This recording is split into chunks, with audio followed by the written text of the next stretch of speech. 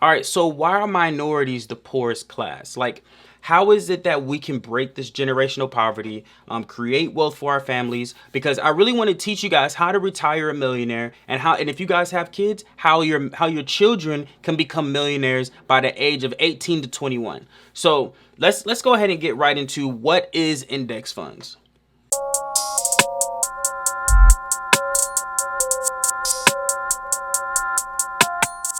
So index funds are a system that track overall performances within companies, right? But let me break this down in our term, right? Index funds. Think of index funds as a basket of companies, right? You know how most people just raid Tesla. Let's invest in Tesla. Let's invest in Tesla. But not knowing that you can invest in Tesla and 499 other companies, right? If you're investing in S&P 500, which is an example of an index fund. So you, instead of just primarily going into Tesla, you can invest in all tech companies like Neo, or is it Nio? I can't remember. Tesla, Google, Apple, instead of just primarily focusing on one company, because it's extremely hard to actually invest in one company. Doing all the research, being a stock picker, it's not necessarily hard, it's just a lot more work. I'd rather invest in overall companies, and if one company falls, I have 499 that's still winning, right? So that's what I really like about index funds. All right, so let's talk about mutual funds. So pretty much a mutual fund is a manager that trades for you. Okay, so let's say you win this year, they take 2 to 3 or 5% of whatever earnings that you make. Let's say if you lose this year and you're negative, they still take 2 to 3 to 5% out of your earnings, out of you not winning. So if they didn't track your progress, if they didn't trade for you, or if they did and they still lost, they still get that bread. For me, that's just not a really good bet. I'd rather just go with an index fund. I'd rather do my own research, go with something that's making at least 8 to 12, sometimes 15%, and it's now reached 21% per year consistently. All right, now some of the platforms that you could use, the best ones are Vanguard and Fidelity. So if you really rock with those, they have low fees, but the thing is, you have to deposit a lot more than if you were to just go to Acorns or something like that, which is another option, right? So all of these that I'm saying are all linked in the description as well. All right, so I have some notes here. I want to break down some of the different platforms on how to invest with index funds. All right, so you have Acorns. All right, so what are some of the pros and cons with Acorns? All right, so one, with Acorns, there is no management fee. It's very user friendly. It's a beginner's guide. So if you're a beginner and you've never invested before, I highly suggest Acorns. I even use Acorns and Vanguard. And I'm about to break down another one for you. Another thing is they manage your account. Okay, so so you are having some mutual funds with Acorns. All right. But you could get started with $5, right? So I got a link down there. If you want to go ahead and get started, it's an awesome platform. It's amazing. You could do reoccurring. There's so many great things. Link below, and you'll automatically get $5 just by clicking that Acorns link below. All right, so the next thing is M1 Finance. So M1 Finance, you can actually copy your portfolio from Acorns. Let's say if you're growing out of it, this is something where it's a little bit more intermediate. You can copy the portfolio from Acorns and have complete control over it by M1 Finance. So this M1 Finance is a lot more, like I was saying, you pick the actual funds that you want to participate in and invest in.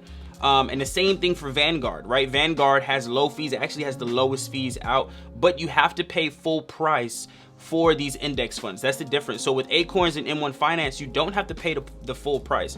And you also at Vanguard have to deposit at minimum $300 to $500 just to get started. So I'm telling you right now, I have Vanguard, I have Acorns, I have M1 Finance, but I just don't use it. But all of the links are in the description. Definitely use them. I highly suggest Acorns and Vanguard. I'm not too familiar with M1 Finance, but I have a mentor that highly uses it, and he has over 600K in that specific portfolio. So I definitely want you guys to roll with all of these. Like I said, all the links are in the description for you to actually know how to invest.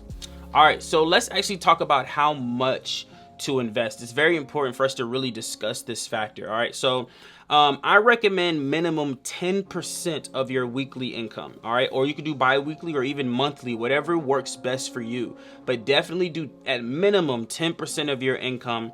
So if you make like $3,000 per month, you're putting at least $750. What that's about $750 per week. You're putting in $75 per week just for investing. All right, so 3,000, divide that up by 4, 750. You're putting $75 just for investing into there. And what you're doing is you're doing dollar cost averaging. So dollar cost averaging is the yearly average price, instead of just picking where to actually invest, the low or the top or any of those sorts.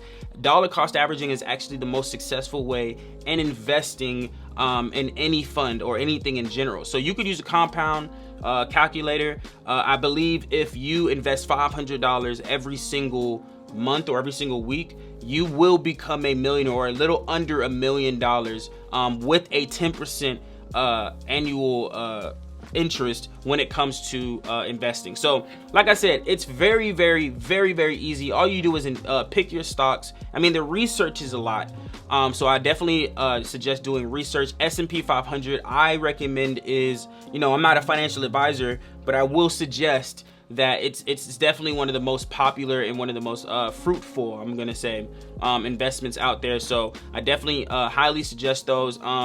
REIT stocks, which is real estate investing, international, domestic, all that. Like, do your research.